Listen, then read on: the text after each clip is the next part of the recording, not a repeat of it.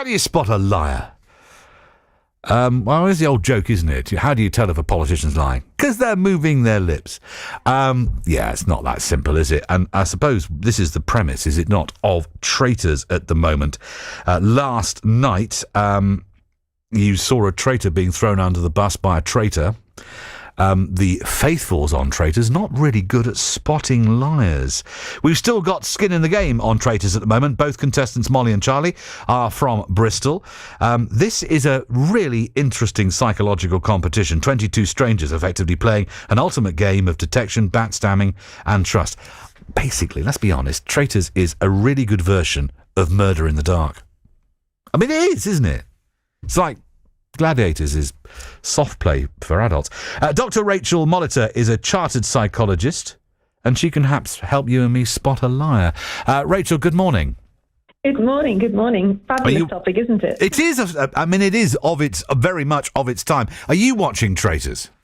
Absolutely. Oh my goodness, I am obsessed with it. So I've been watching, I didn't watch the first series actually, and I was just recommended it. So I then went through and I basically binge watched the first series, now watching the second series, and now actually lecturing on the Traitors as well at my university. So I feel like I am fully invested in the Traitors. You are lecturing on Traitors? Yes, I'm lecturing on deception and lie and human behaviour. So very interesting for my first years, that's for sure. I bet it is, because of course because we're the voyeur. We know. I mean, that's the conceit of the TV programme. We know, they don't, and we're all shouting at the screen, how can you not see that they're doing this? How can you not see that they're doing that? And of course, they are seeing it, but they're not seeing it, Rachel. Can you spot a liar, the old looking up at the left or looking up the right or whatever it's supposed to be? I don't know. You tell me.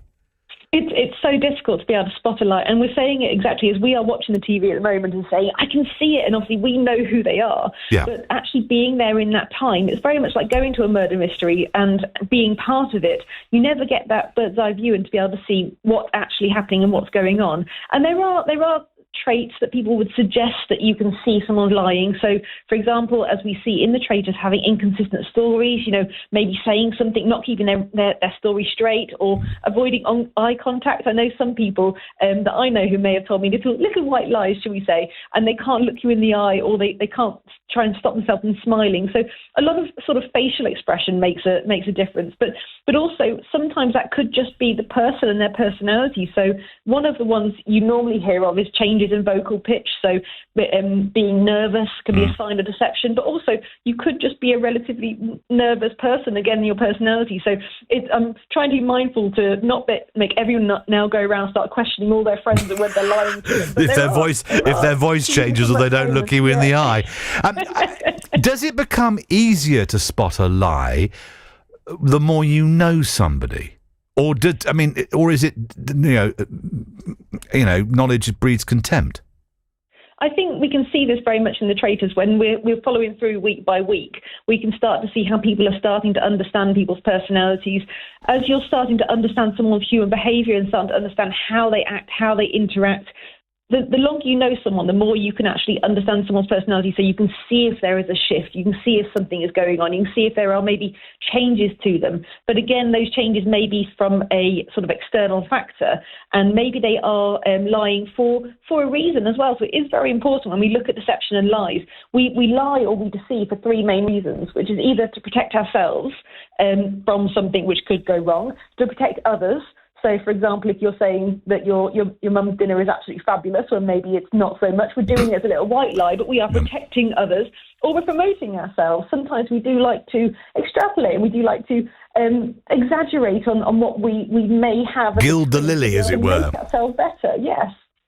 And that, I suppose, those three basic premises to protect yourself, protect somebody else, perhaps from the truth, or make ourselves seem more windswept and interesting to others. That is being writ large, isn't it? In Traitors, what we're seeing, and it's predominantly the protection or the deflection is what we're seeing as well, isn't it? It's if it gets too close, you find a way of deflecting it to somebody else. We are seeing that a lot within the Traitors at the moment. And I think actually the fascinating bit, the Traitors always believe they are together. And people, it's very much a social theory when it comes to lies and deceptions, that people are a group sort of norms. They're getting together. They're trying to support each other. The faithfuls are trying to get out the Traitors. But actually, we can also see in these, without giving too much of the story in case people haven't caught up, but the Traitors are also getting the Traitors out, because everyone is kind of out for themselves. So we may believe that people are lying to protect others, but actually sometimes you see with the Traitors, they're lying to protect themselves by throwing another traitor, metaphorically under a bus. And obviously eyeing the prize of the tens of thousands of pounds they can get their hands on. Before I let you go, Rachel, I have to ask you, as a psychologist, as you are now teaching your first years about this at uni, what have you learnt that you didn't know about human behaviour and deceit? I think the interesting thing about deceit is it's very much based on the situation at hand. So I think a lot of the time we would assume people would lie for X reason or Y, but actually people are lying based on the certain situation that are in. We have something called situation dependency, so we may change our behaviour based on the situation we are part of. And actually sometimes people lie for the tiniest reason, but for them there is a huge reason for them to be able to support themselves, protect themselves, or protect others. So without going down the really psychological route of that social and situation conformity, it's really important just to look at why people are lying. And actually sometimes a white lie is actually okay. Like we try and teach children always to tell the truth, but actually sometimes it is important to be able to look after and protect other people and their feelings as well.